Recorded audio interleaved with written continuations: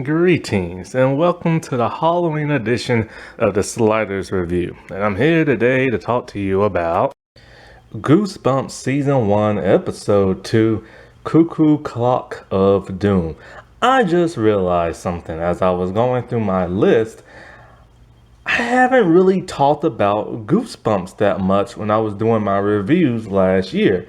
I came up short because I was busy on the Haunting Hour and other stuff.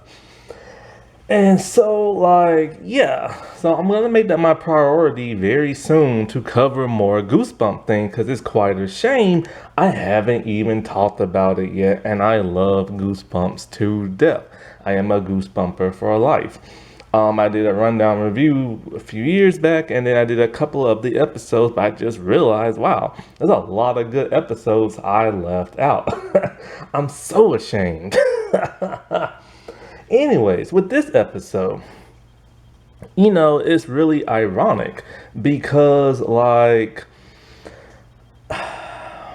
do you get when you watch this episode? Like, when I watch this episode, it's kind of like there's no monster. It doesn't feel scary, but when you immerse yourself in the tale, it's actually probably the most terrifying of all Goosebumps stories. And there's a reason for that. The reason for that is time travel and being non-existent, erasing yourself from time. And that's probably one of the scariest thing I've ever thought about. Screwing up the timeline and making it to where you're no longer there. I mean, just think about it. So, there's a kid. His name is Michael. And it follows that format of there's a sibling duo. And one of them always scaring the crap out of the other.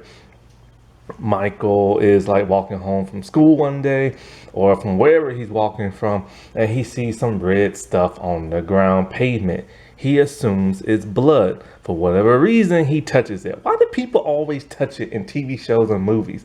If I saw something look like blood, I ain't touching it. And so then he gets squirted in the face. It's ketchup. It doesn't look like ketchup, but it's ketchup. And it's his sister doing his sister Tara. And he hates his sister Tara. She's always making fun of him. And she makes fun of him around her friends. She's always pranking and scaring him and stuff. He hates her to death. Now, Michael is 12 years old. His sister's about, 6 or so.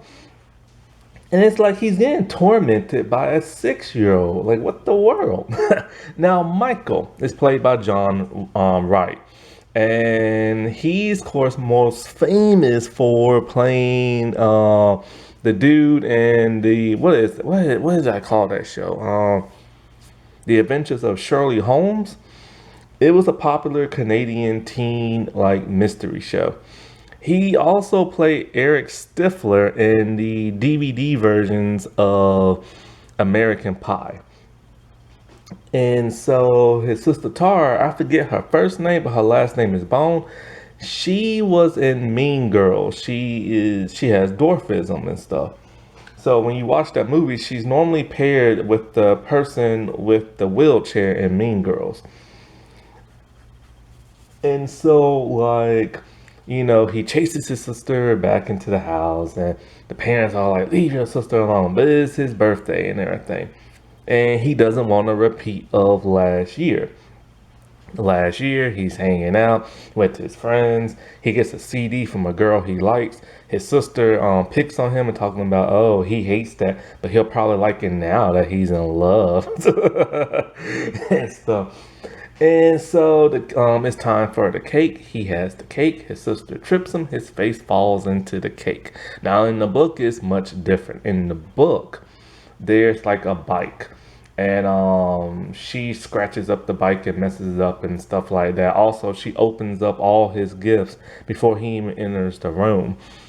And so he doesn't want a repeat of that in last year. Anyways, his dad has a surprise, a cuckoo clock, and his dad is so happy to have it. And so, like, he keeps telling, like, Tara, don't touch the cuckoo clock or you're gonna be in so much trouble. Michael overhears this. And so he realizes, hold up, if I can mess with the cuckoo clock, then the dad would just blame it on my sister. Now the cuckoo clock looks different. It's wooden in the show, but it's black and gold in, like, the book. So anyway, one night he has his nightmare of Tara's head coming out the cuckoo clock, whatever. And so he decides when the cuckoo clock comes out, he's gonna twist the head. Unbeknownst to him, time has now went backwards to the year before. So now he's 11 and he's having to relive that birthday all over again. So he's kind of just like, what the heck has just happened? He's like, he doesn't understand. And so everything's just playing out as before. And you think he'll be able to correct the mistakes that he made before. Nope. Still ends up falling into the cake. So he goes to bed, and crazy enough as it is, he wakes up as a 6-year-old boy. His dad now has a head full of hair. And so the kid who plays the 6-year-old version of him, boy, give that boy an Oscar. He's giving Home Alone like hands on the cheek. He cracks me up throughout the entire episode. When it's his birthday, he's there with his friends. And he's all like, I'm not 6. I'm supposed to be like a 12-year-old boy and everything. And Tara is not there because she hasn't been born yet. And so, like, he tells his friend, I gotta get to the antique store. I gotta reverse time and everything, man. And they're all like, well, if, can we have like your presents? He's like, man, just have them all. But I gotta bust a move.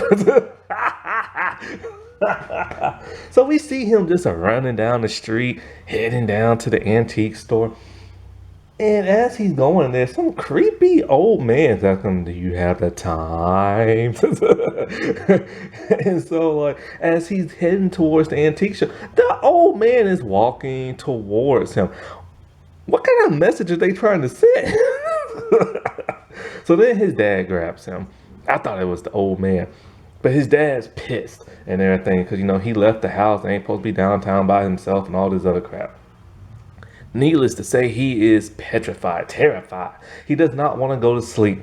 So he's having his dad read him like, stories like for 2 hours straight. And he's worried. He's all like, after this night, you ain't gonna see me no more.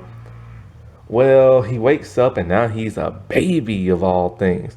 And he cannot speak. But you can hear him talk internally in his head. And so his parents are all like, what should we do tomorrow for his birthday? Should we go here? Should we go there? How about the antique store? And so he convinces them by, giggling and smiling.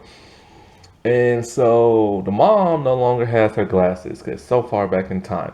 They head to the antique store. He's there. He has to make a move towards, like, the cuckoo clock. It's almost time for the bird to come out. So he's crawling around, he's climbing up the steps. They see that he's about to touch it. They try to run and stop him. But he's able to twist, like, the head back in time. And he falls backwards in the chair, back to the present day of when he first messed with the clock. Now, in the book, he returns back to that of his 12th birthday. In a way, the dad's all like, don't touch the clock and blah, blah, blah, blah.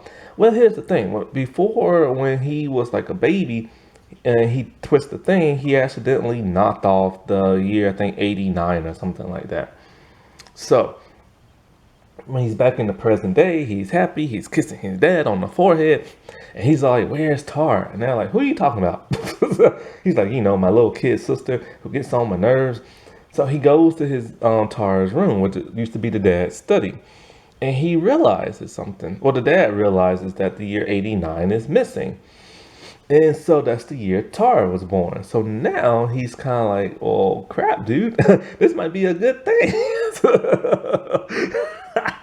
And everything. So he's all like, I guess one day I'll fix it so she can come back to life. But He's in no rush, no hurry. Now, in the book, it's a little bit more different. In the book, when he's going back in time, we actually spend time with him in like the third grade, the second grade, and even daycare and stuff. So they left all that out. They also left out some bully he had, some guy. And but for the most part, it's pretty much just like the book. It's pretty fascinating. You got to think about it. Going back in time, about to erase yourself from history. Like crap, dude. Like you tried to get back at your sister, but you screwed up. That's not terrifying, man. I don't know what is. I'm trying to see if I left anything out. Um, oh, they do that awkward slow motion running thing in Goosebumps.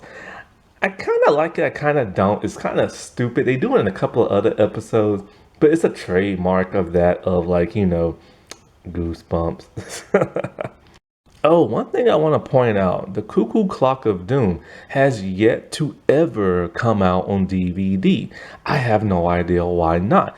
A couple of others have never been on DVD. The Haunted Mask, the first one, has never been on DVD. It boggles my mind. Like it really does. It's been so many years. Why not just put everything out on DVD? That wasn't that spooky. Alright, well, I shall talk to y'all later. Bye.